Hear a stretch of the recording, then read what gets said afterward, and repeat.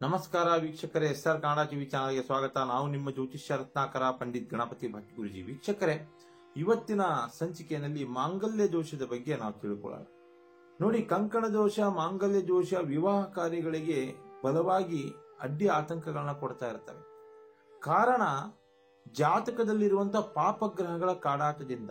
ಈ ಪಾಪಗ್ರಹಗಳಿಂದನೇ ಮಾಂಗಲ್ಯ ದೋಷ, ಕಂಕಣ ದೋಷ ಶುರು ಆಗುವಂಥದ್ದು. ಕೆಲವೊಬ್ಬರಿಗೆ ಇಷ್ಟಪಟ್ಟಂತ ಪುರುಷನ್ನೇ ಮದುವೆ ಆಗಬೇಕು ಅನ್ನೋ ಆಸೆ ಇರ್ತದೆ.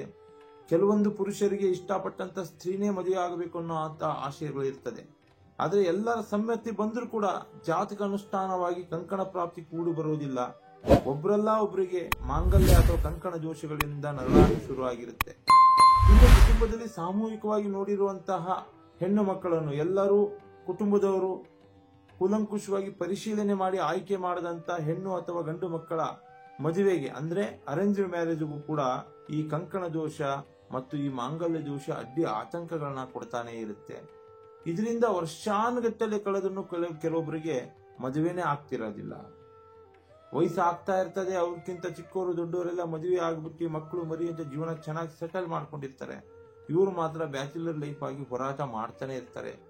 ಹೆಣ್ಣು ಮಕ್ಕಳಿಗೆ ಗಂಡು ಮಕ್ಕಳು ಸಿಗೋದಿಲ್ಲ, ಗಂಡು ಮಕ್ಕಳಿಗೆ ಹೆಣ್ಣು ಮಕ್ಕಳು ಸಿಗೋದಿಲ್ಲ.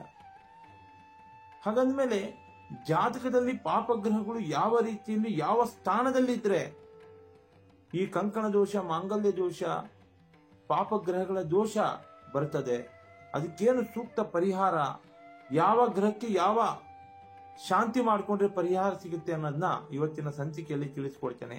ಮಾಂಗಲ್ಯ ದೋಷಕ್ಕೆ ಪರಿಹಾರ. ವೀಕ್ಷಕರೇ, ಮದುವೆಯಲ್ಲಿ ವಿಳಂಬವಾಗಲು ಕಾರಣಗಳು ಹತ್ತಾರಿರ್ಬೋದು. ಅದು ನಾವು ಮೂಲವಾಗಿ ಜಾತಕ ಪರಿಶೀಲನೆ ಮಾಡಬೇಕಾದ್ರೆ 7ನೇ ಮನೆಯನ್ನು ನಾವು ನೋಡ್ತೀವಿ. ನೋಡಿ, 7ನೇ ಮನೆ ಜಾತಕದಲ್ಲಿ ಸತಿಪತಿಗಳಿಗೆ ಸಂಬಂಧಪಟ್ಟ ಮನೆಯಾಗಿರುತ್ತದೆ. ಸಪ್ತಮ ಸ್ಥಾನ ಅಂತ ಹೇಳ್ತೀವಿ. ಈ ಸಪ್ತಮ ಸ್ಥಾನದಲ್ಲಿ ಪಾಪಗ್ರಹಗಳಾದ ರಾಹು, ಕೇತು, ಶನಿ, ಕುಜ ಏನಾದ್ರೂ 7ನೇ ಮನೆಗೆ ಪ್ರವೇಶವಾಗಿದ್ದರೆ ಮದುವೆಯಲ್ಲಿ ವಿಳಂಬವಾಗ್ತದೆ, ಕಂಕಣ ಪ್ರಾಪ್ತಿ ಕೂಡಿ ಬರುವುದಿಲ್ಲ. ತದನಂತರ ಜಾತಕ ವಿಮರ್ಶೆಯಲ್ಲಿ ಅಷ್ಟಮ ಸ್ಥಾನ ಅಂದ್ರೆ 8ನೇ ಮನೆಯಲ್ಲಿ ಕೂಡ ರಾಹು, ಕೇತು, ಶನಿ, ಕುಜ ಹಾಗೂ ಗುರು ಮತ್ತು ರವಿ ಏನಾದ್ರೂ ಪ್ರವೇಶವಾಗಿದ್ದರೆ ಅವರಿಗೆ ಮಾಂಗಲ್ಯ ದೋಷ ಇದೆ ಅಂತ ನಾವು ಅರ್ಥ ಮಾಡ್ಕೋಬೇಕಾಗ್ತದೆ. ಅಷ್ಟಮ ಸ್ಥಾನದಲ್ಲಿ ರಾಹು, ಕೇತು, ಕುಜ, ಶನಿ, ಗುರು ಹಾಗೂ ರವಿ ಇದ್ದರೆ ಮಾಂಗಲ್ಯ ದೋಷ ಬರ್ತದೆ. ಮದುವೆಯ ವಿಚಾರದಲ್ಲಿ ಕಂಕಣ ಪ್ರಾಪ್ತಿ ಕೂಡಿ ಬರುವುದಿಲ್ಲ, ವಿಳಂಬ ಆಗ್ತಾನೆ ಇರ್ತದೆ, ಸಮಯ ಕಳೀತಾ ಹೋಗ್ತದೆ.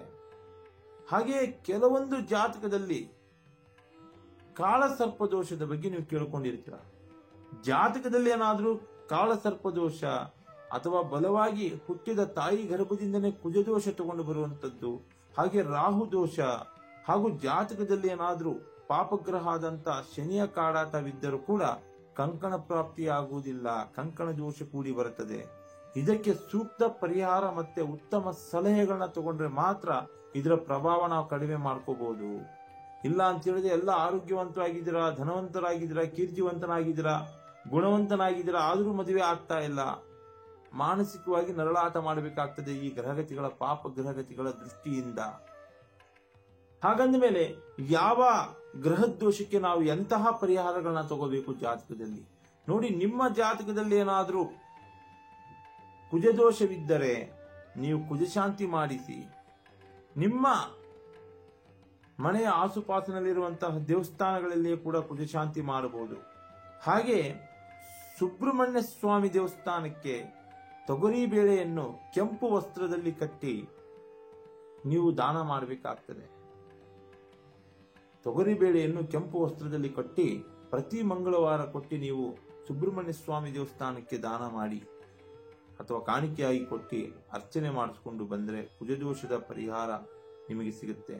ಇನ್ನು ಮಾಂಗಲ್ಯ ದೋಷವಿದ್ದರೆ, ಜಾತಕದಲ್ಲಿ ಮಾಂಗಲ್ಯ ದೋಷವಿದ್ದರೆ ಬಹಳ ವಿಳಂಬ ಆಗ್ತದೆ, ಹತ್ತಾರು ಸಾಂಸಾರಿಕ ಸಮಸ್ಯೆಗಳನ್ನ ಅನುಭವಿಸಬೇಕಾಗ್ತದೆ. ಮಾಂಗಲ್ಯ ದೋಷವಿದ್ದರೆ ಕುಂಭ ವಿವಾಹ ಮಾಡಬೇಕಾಗ್ತದೆ, ಕದಲಿ ವಿವಾಹ ಕೂಡ ಮಾಡ್ತಾರೆ, ಅಶ್ವತ್ಥಾಮ ವಿವಾಹ ಕೂಡ ಮಾಡಬೇಕಾಗ್ತದೆ ಮಾಂಗಲ್ಯ ದೋಷವಿದ್ದರೆ ಜಾತಕದಲ್ಲಿ.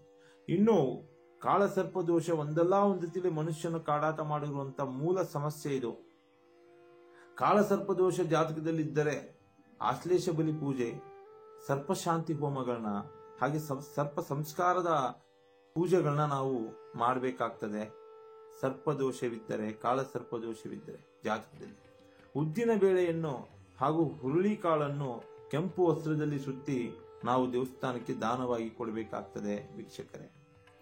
ಇನ್ನು ಕೂಡ ಜಾತಕದಲ್ಲಿ ಬಲವಾಗಿ ತೊಂದರೆ ಕೊಡುವಂಥದ್ದು ಶನಿ ಅಂದು ಕೂಡಲೇ ಭಯ ಆಗ್ತದೆ. ಜಾತಕದಲ್ಲಿ ಏನಾದರೂ ಶನಿ ದೋಷ ಇದ್ದರೆ ಆದಷ್ಟು ಬೇಗ ಶನಿ ಶಾಂತಿ ಮಾಡಿಸಿ ಕರಿ ಎಳ್ಳನ್ನು ಶನೇಶ್ವರ ದೇವಸ್ಥಾನಕ್ಕೆ ನೀವು ದಾನವಾಗಿ ಕೊಡಬೇಕಾಗ್ತದೆ. ಈ ರೀತಿಯಲ್ಲಿ ನೀವು ಮಾಡ್ತಾ ಹೋದ್ರೆ ಜಾತಕದಲ್ಲಿರುವಂತಹ ಗ್ರಹಗತಿಗಳ ಹಾಗೂ ಪಾಪಗ್ರಹಗಳ ದೋಷ ಶಾಂತಿಯಾಗಿ ನಿಮಗೆ ಕಂಕಣ ಪ್ರಾಪ್ತಿ ಕೂಡಿ ಬರುತ್ತದೆ, ಮಾಂಗಲ್ಯ ದೋಷ ಪರಿಹಾರ ಆಗ್ತದೆ, ಮದುವೆ ಯೋಗ ಕೂಡಿ ಬಂದು ಯಾವ ಅಡ್ಡಿ ಆತಂಕಗಳಿಲ್ಲದೇನೆ ನೀವು ಗೃಹಸ್ಥರಾಗ್ತೀರಾ ಅಂತ ಹೇಳಬಹುದು ವೀಕ್ಷಕರೇ.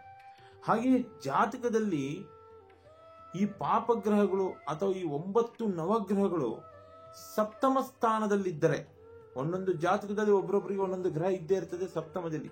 ಸಪ್ತಮ ಸ್ಥಾನದಲ್ಲಿ 9 ಗ್ರಹಗಳಿದ್ರೆ ಯಾವ ದಿಕ್ಕಿನಿಂದ ವಧು ಬರುತ್ತದೆ, ಯಾವ ದಿಕ್ಕಿನ ವಧು ನಿಮಗೆ ಶ್ರೇಷ್ಠವಾಗಿರುತ್ತೆ ಅಂತ ಇವತ್ತಿನ ವಿಚಾರದಲ್ಲಿ ಕೂಡ ತಿಳ್ಕೊಳ್ಳೋಣ. ನೋಡಿ, ಜಾತಕದಲ್ಲಿ ಪ್ರಥಮವಾಗಿ ಬರುವಂತದ್ದು ಯೋಗ ಗುರು. ನೋಡಿ, 7ನೇ ಮನೆಯಲ್ಲಿ ಗುರು ಇದ್ದರೆ ಪೂರ್ವ ದಿಕ್ಕಿನ ವಧು ಶ್ರೇಷ್ಠವಾಗಿರುತ್ತೆ ಅಂತ ಅರ್ಥ. 7ನೇ ಮನೆಯಲ್ಲಿ ಚಂದ್ರ ಇದ್ದರೆ ಉತ್ತರ ಹಾಗೂ ಪೂರ್ವ ಹಾಗೂ ಈಶಾನ್ಯ ದಿಕ್ಕಿನ ವಧು ಬಹಳ ಶ್ರೇಷ್ಠವಾಗಿರುತ್ತದೆ ಆ ಜಾತಕಧಾರಿಗೆ. ಹಾಗೆ 7ನೇ ಮನೆಯಲ್ಲಿ ಶುಕ್ರ ಇದ್ದರೆ ದಕ್ಷಿಣ ಹಾಗೂ ಪೂರ್ವ ದಿಕ್ಕಿನ ವಧು ಶ್ರೇಷ್ಠವಾಗಿರುತ್ತದೆ. ಇನ್ನು ಕುಜ ಏನಾದರೂ ಸಪ್ತಮದಲ್ಲಿದ್ದರೆ ದಕ್ಷಿಣ ದಿಕ್ಕಿನ ವಧು ಕೂಡ ಶ್ರೇಷ್ಠವಾಗಿರುತ್ತದೆ. ಶನಿ ಸಪ್ತಮ ಸ್ಥಾನದಲ್ಲಿದ್ದರೆ ಪಶ್ಚಿಮ ದಿಕ್ಕಿನ ವಧು ಶ್ರೇಷ್ಠವಾಗಿರುತ್ತದೆ. ಇನ್ನು ಬುಧ ಸಪ್ತಮಾಧಿಪತಿಯಲ್ಲಿ 7ನೇ ಸ್ಥಾನದಲ್ಲಿ ಬುಧ ಗ್ರಹವಿದ್ದರೆ ಉತ್ತರ ದಿಕ್ಕಿನ ವಧು ಶ್ರೇಷ್ಠವಾಗಿರುತ್ತದೆ ಆ ಜಾತಕಧಾರಿಗೆ.